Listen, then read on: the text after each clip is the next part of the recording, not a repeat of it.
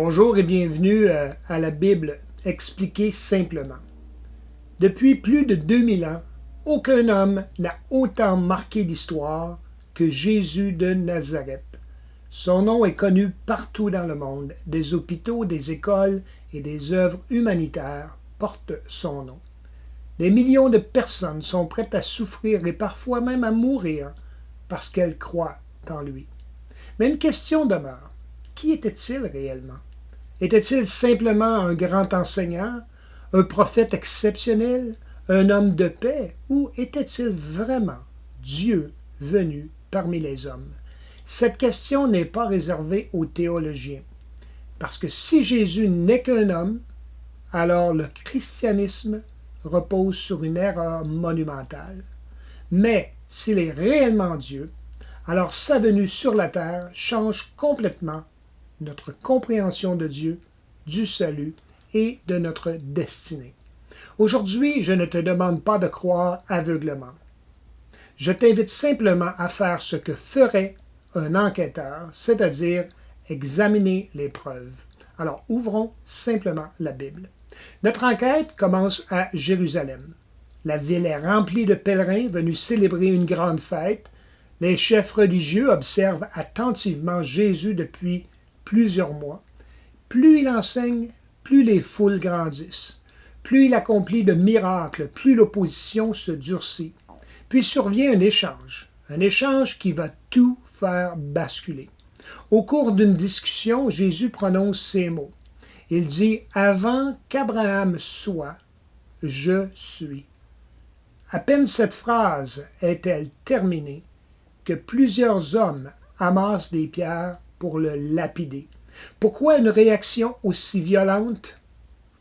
Parce que ces hommes connaissent parfaitement les Écritures. Lorsque Moïse demandait à Dieu son nom, il dit « Qui es-tu? Parce que les gens, là où tu m'envoies, vont me demander « Qui t'envoie? » Dieu répondit, il dit « Tu leur diras que je suis celui qui suit. » Ils vont comprendre. Pour eux, Jésus venait de s'attribuer le nom même de Dieu. Voilà pourquoi ils parlent de blasphème. Mais se sont-ils trompés? Ou bien ont-ils compris exactement ce que Jésus voulait dire? Pour répondre, poursuivons notre enquête.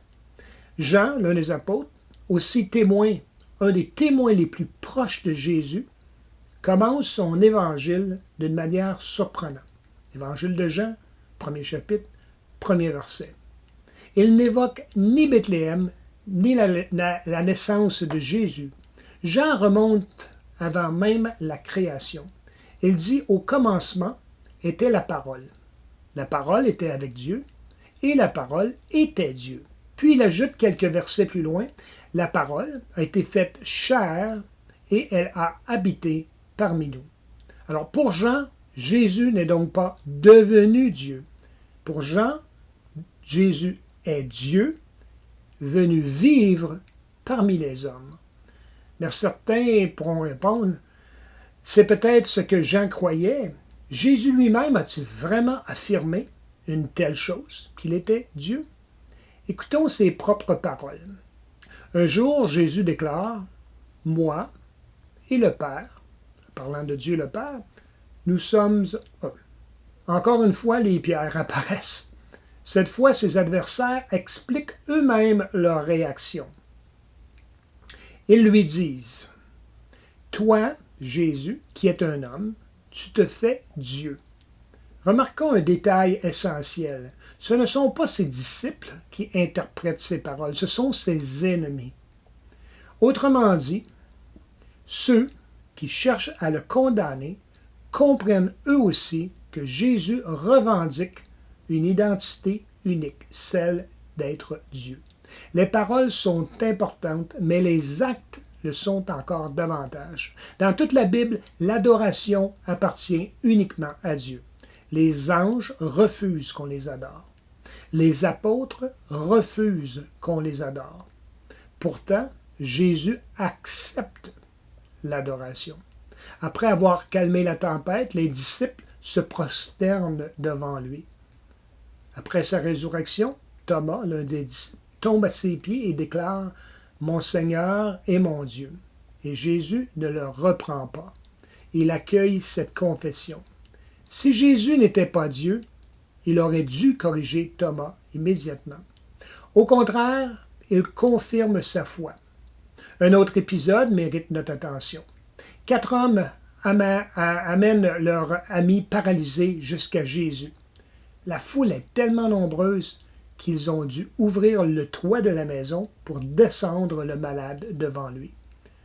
Alors, tout le monde s'attend à une guérison de ce malade, mais Jésus commence par dire « Tes péchés sont pardonnés ». Les chefs religieux réagissent aussitôt. Qui peut pardonner les péchés si ce n'est Dieu seul?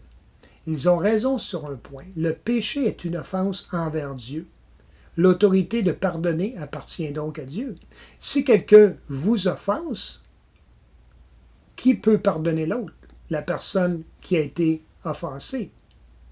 Donc, le péché étant une offense envers Dieu, seul Dieu peut pardonner les péchés, c'est ce qu'il démontrait. Et pour démontrer qu'il possède cette autorité de pardonner les péchés, Jésus ajoute, il dit, afin que vous sachiez que le Fils de l'homme, il parle de lui-même, a sur la terre le pouvoir de pardonner les péchés. Et il se tourna vers le malade et lui dit, lève-toi, prends ton lit et marche. Le paralytique se relève immédiatement. La guérison devient la preuve visible d'une autorité invisible. Plus notre enquête avance, plus un constat s'impose. Les prophètes disent « Ainsi parle l'Éternel ». En voulant dire, on parle en son nom. Jésus dit « Moi, je vous dis ». Les prophètes prient Dieu d'agir, demandaient à Dieu, l'imploraient d'agir. Jésus, lui, commande. Un soir, alors qu'il traverse le lac de Galilée avec ses disciples, une violente tempête éclate. Des pécheurs expérimentés pensent mourir. Il faut comprendre ici que ces gens étaient constamment sur l'eau, dans des bateaux. Ils étaient complètement habitués aux orages, aux tempêtes, mais celle-là, elle était vraiment, vraiment grande pour que la Bible nous dise qu'ils pensaient mourir.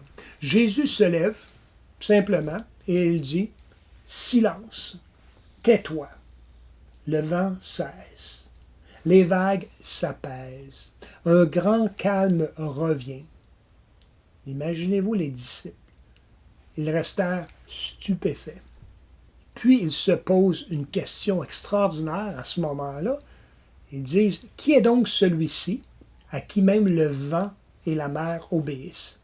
Cette question est fondamentale. Pourquoi? Parce que dans l'Ancien Testament, que tous ces gens connaissaient très bien, c'est seulement Dieu qui commande au vent et aux mers. Les disciples connaissent ces textes. Ils comprennent qu'ils viennent d'assister à quelque chose qui dépasse un simple miracle. Pourtant, la preuve la plus importante reste encore à venir. Depuis le début de son ministère, Jésus annonce qu'il sera mis à mort et qu'il ressuscitera 3 jours plus tard. Lorsque ce moment arrive, tout semble perdu.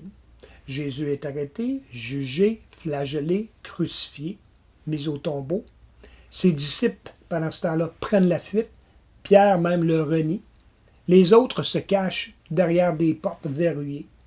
S'il n'y avait rien eu après la croix, donc l'histoire se serait arrêtée là. Mais 3 jours plus tard, tel que prévu, prédit et prophétisé, le tombeau est vide. Au début, même ses disciples refusent d'y croire. Thomas déclare aux autres apôtres qui lui disaient « On a vu Jésus », il disait « Moi, je vais croire qu'il est vivant seulement lorsque je vais voir ses blessures. » Et quelques jours plus tard, Jésus apparaît encore une fois au milieu d'eux. Et Thomas est là, il dit à Thomas, viens ici, viens examiner mes mains, viens examiner mes plaies. Le doute laisse alors place à une conviction profonde dans l'esprit de Thomas. Et Thomas s'écrie, s'agenouille devant Jésus dit « Mon Seigneur et mon Dieu ». Encore une fois, Jésus accepte cette déclaration.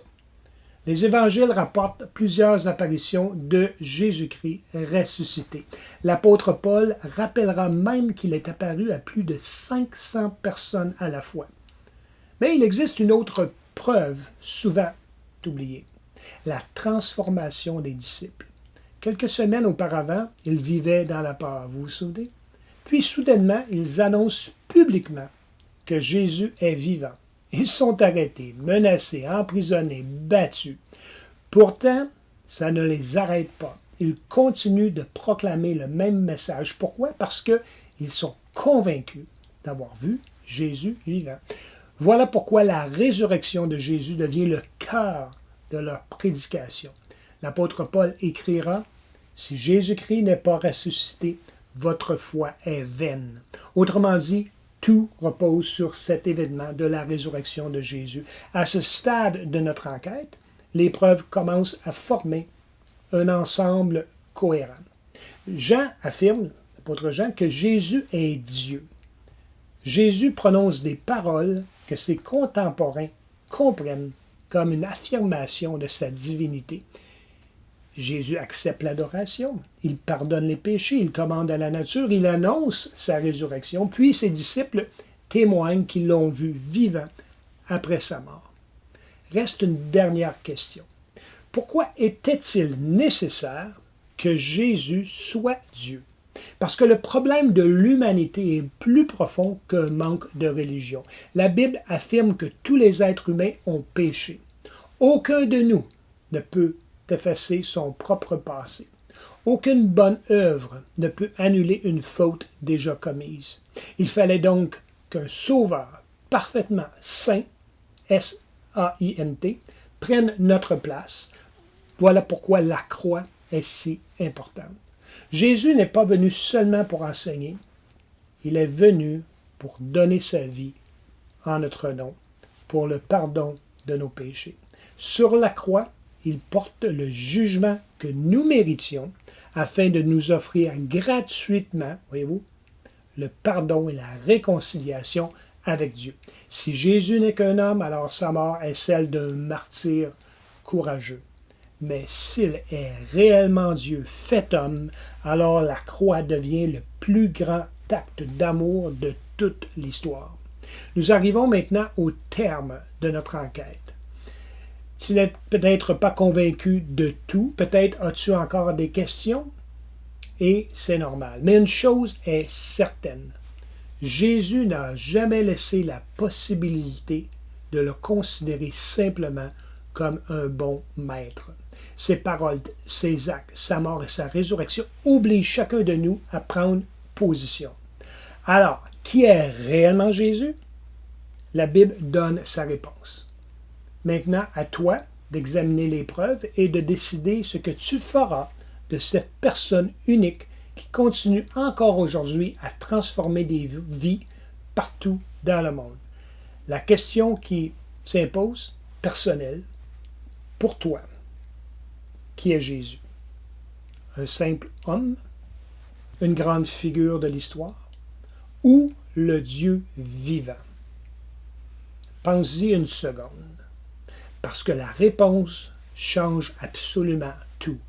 Si Jésus est seulement un homme, on peut l'admirer et ranger ses enseignements sur une étagère.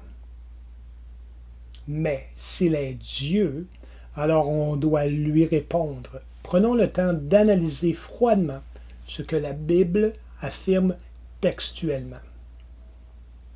Si ce message a résonné en vous et vous a poussé à réfléchir, je vous invite à vous abonner à ma chaîne pour continuer ensemble à explorer la Bible simplement, mais profondément. Alors, c'était une invitation. À très bientôt et je vous dis Dieu vous bénisse.